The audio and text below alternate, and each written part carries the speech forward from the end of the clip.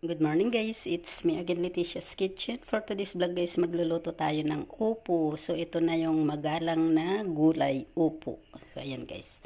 So bali na tanggalan ko na yan ng balat. So ngayon na-slice ko na rin siya. So ngayon i-slice natin yan ng maliliit. So ayan guys, napaka fresh. Ayan. Kabibigay lang ito kahapon. So ngayon ikat na natin ang ating upo. So ngayon guys, i-slice natin yan ng maninipis. So bali napakanipis lang guys, para madaling maluto ganyan. Ayan, ganyan lang natin. Hindi ko na yan tinanggalan ng buto.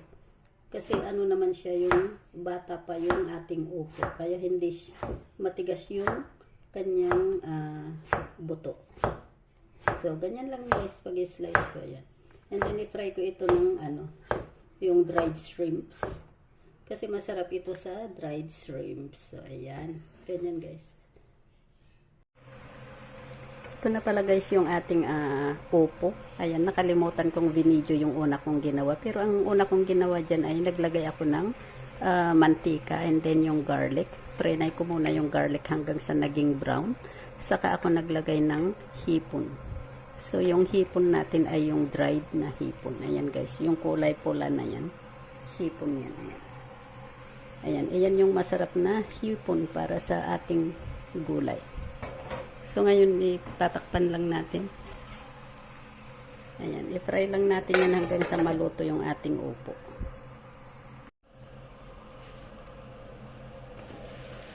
Wow, ito na guys yung ating upo. Malapit nang maluto. Hindi pa siya luto. Ayan.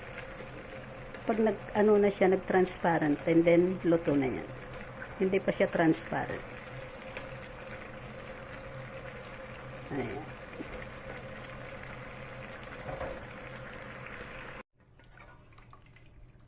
Ito na guys, luto na yung ating upo. Ayan, naging transparent na siya. So, pwede na natin tanggalin. Pwede na natin i-serve. Ayan guys.